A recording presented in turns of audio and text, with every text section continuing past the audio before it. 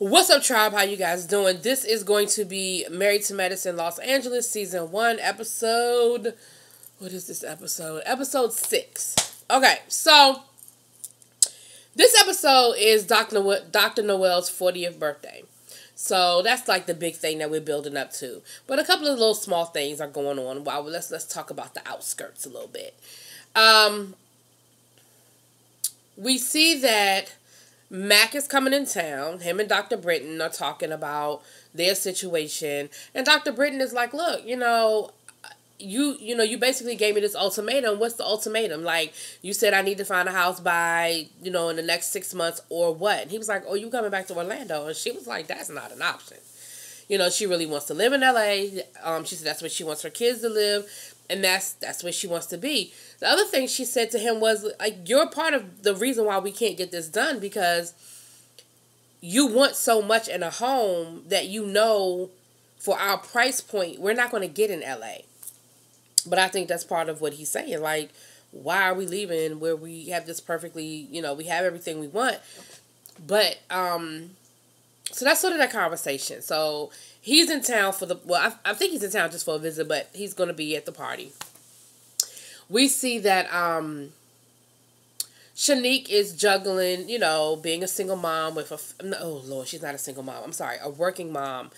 And we see that her daughter's dealing with some things at home as far as, at school, as far as some bullying type situation. That's the kind of stuff that kids go through. And what I like is that she's not trying to solve, she's not trying to, make excuses or whatever. She's like, look, this is what it is. Why is your daughter, why do you think the girl's not speaking to you? Like, she's not like, oh, well, I'm going to come up there and I'm going to talk to those teachers or I'm going to call that girl's mother. Like, she's like, no, this is the shit that kids go through. I hate to see my daughter going through it, but she's going to have to work through it. That's what kids do. And kids, just like adults, just sometimes people don't like you. And there's no rhyme or reason for it. They don't like you because you look funny. They don't like you because you wore, the first time they met you, you had on an outfit that they thought was ugly. Like, it doesn't matter. But what we need to teach our children is how to deal with it. Like, you can't control whether somebody's going to like you or not. Like, that is just beyond what we can control. What you can control is how you react to it and what you do with it. And so I like that Shanique was sort of like, it sounded like she was guiding her, but letting her handle it. And then she even told her, look, mommy's dealing with a situation herself, and maybe mommy didn't handle it in the best way, and she's going to have to apologize. And her daughter was like, yeah, you should. I said, okay. The biggest thing before we get to this whole party situation that we see is Dr. Amani and her father's situation, which it really breaks my heart. We saw that she reached out to her dad, wanting to meet him, and her dad was just like, yeah, I'll let you know. We find out that she hasn't heard back from him.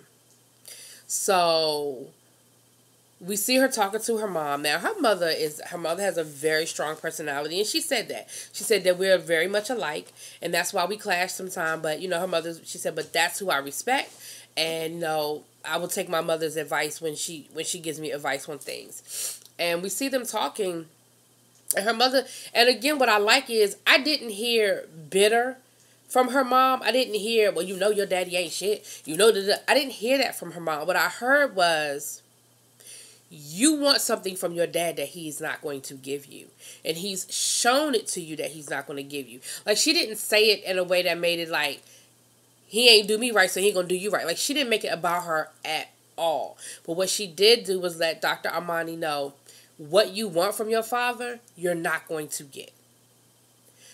And I'm not going to sit here, he's just not capable. She said, and we find out that Dr. Amani has a sister that she found through her background check or whatever. And she's been in touch with the sister, and they've kept in touch through the phone. They haven't made any attempts to meet each other. And she said, I'm just not ready. I'm just not ready. I wasn't ready. But she sounds like she's ready now. She said, we didn't have, FaceTime and all that when me and her first started talking. So we haven't even seen each other really. And so she said, her mom said, why don't you focus on that? Why don't you focus on your relationship with your sister? Because that's really the best thing your dad gave you. He gave you your life, he gave you this, and he gave you a sister. So work on that. And, she said, well, maybe I can reach out to my sister and see if my dad has talked to her about me. Her mother, I love the way her mother did it. Her mother paused. Like, I'm going to let you hear how that sounded coming out. I say that to my students all the time. When they ask me a question because, see, somebody told these kids that there's no such thing as a dumb question. And that's a dumbass lie. There are such things as a dumb question. And sometimes when my students ask me dumb questions, I don't say anything. I just pause. And I let them hear what they said. And what I say to them is, now, did that make sense when you said it out loud? Because sometimes stuff makes sense in our head. Then we go to say it out loud and we're like, oh, no, no, that don't make sense. And I feel like that's what happened. Dr. Amani heard her, and her mother said, now, listen to what you just said. She said, yeah, I sound really desperate, don't I? Her mother was like, your dad, I got the impression that it was a conversation when they were separating. That her and her dad sat down to talk to Dr. Amani and basically say, hey, we're not going to be together anymore, but I'm here for you. I love you. I'm your father. I'm going to always be here. Her mother said, and then 2 weeks later, he ghosted. Boom, he was gone. So it hurt to see that because Dr. Amani seemed like she was really processing that. And who doesn't want a relationship with their parents? I mean, that is just normal. But unfortunately, being a parent and parenting are two totally different things. So that was the big storyline with that. And we saw her talking to her husband. And, he already told her from the beginning he didn't think it was a good idea to reach out. But he would support her. And he didn't do an I told you so. He didn't do a, I told you, He listened to her. And he was there for her to support her, And whatever she decided to go next with it. I love the two of them. I do. All right. Let's get to this party. Lisa had sort of a masquerade theme party. The colors were red and black. And she rented a venue, and she had dancers. We saw her auditioning some dancers early on in the episode, her and Asha.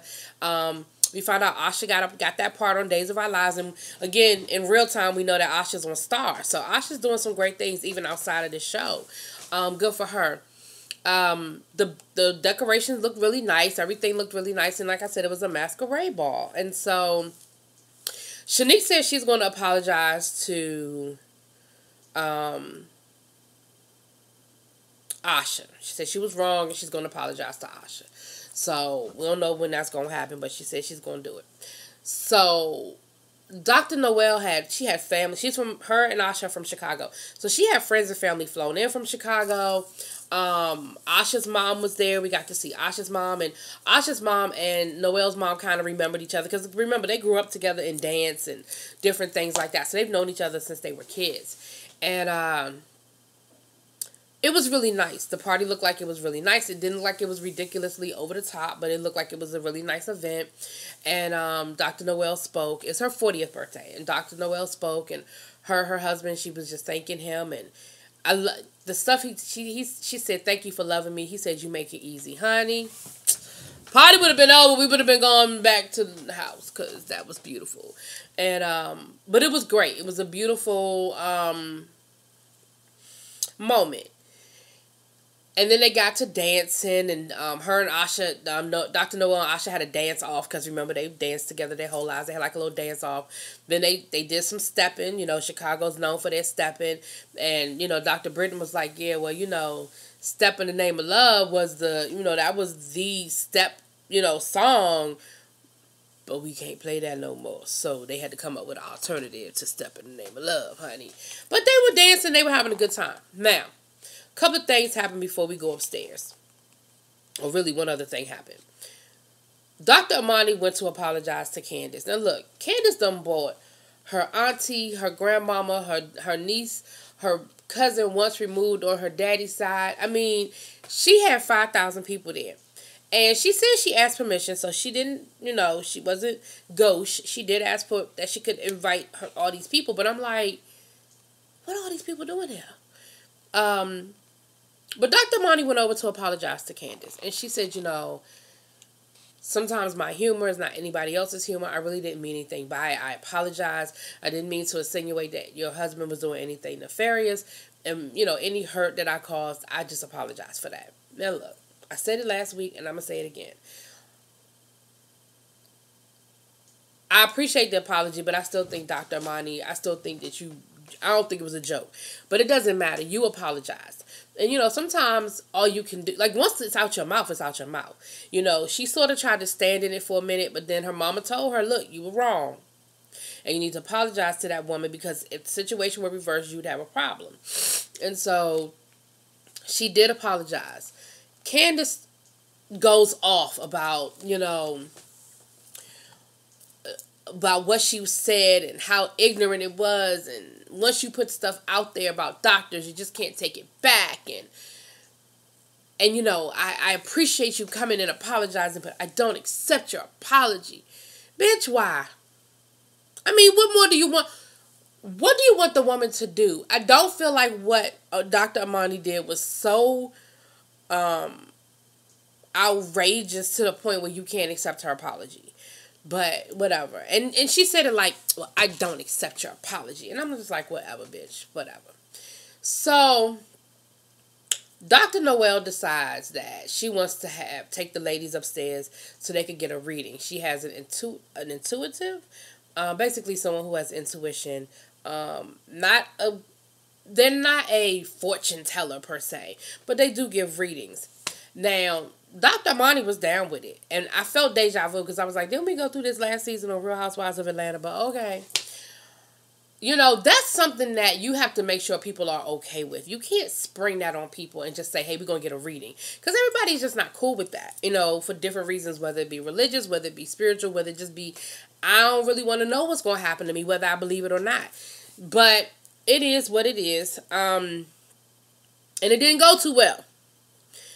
She started off with Dr. Britton. And I felt like I was with Dr. Britton. It was like, she said, well, you have this wall up. Why? And again, I don't know if it was editing, but it seemed like there was no pause there. Dr. Britton was like, okay, she said, you're in the process of transition. You have a lot of new things going on, which we know she does. She said, but there's a wall there. Why? And it's just kind of like, what do you mean, why? Like, what? And that's what Britton was like. Dr. Britton was like, what? I don't know what are you saying? She was like, well, what do you want to put on the table since obviously, you are resistant to what I'm saying? And it was like, what? What the fuck? What? I don't even understand what you're saying right now. So Dr. Britton leaves. Then they get to, her reading with Asha went pretty decent. Because, of course, she told Asha she was going to have some babies. And, that was, hey. She said the twins said they ready to come. Like, invite them. They're ready for their invitation. They're ready. She said, your husband wasn't on board, but now he is. So invite them twins on through. So Asha was like, so you trying to say I'm going to have twins? And then she sort of made it a little bit more broad. She said, well, I see two babies, and I see them coming right behind each other. So that could be twins, or I could be Irish twins. You know what I'm saying? Irish twins are when, basically they know that you got pregnant before the doctor told you supposed to be having sex with you. But when there's like less than, I want to say, was it less than 10 months is Irish twins? Anyway, so, or less than a year. It's less than a year. When you have children that are less than a year apart, they call them Irish twins. Anyway,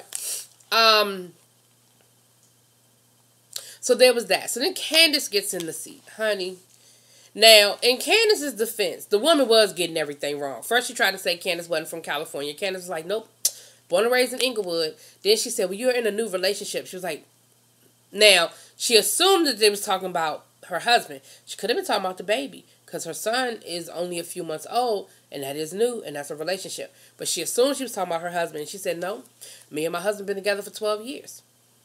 10 years. So she was like, well, how does this woman get everything wrong? She doesn't know this, and she doesn't know that, and da-da-da-da-da. And the woman did, like I said, I feel like this woman was a little aggressive. She did sort of kind of snap at Candace first, and Candace sort of snapped back. And I don't blame her. Again, I don't know why y'all keep making me defend Candace. But in this case, I don't, and let me apologize. Last week I kept calling Candace Jasmine. Or, am I doing it again? What's that girl name? Is her name Candace or Jasmine? Damn it.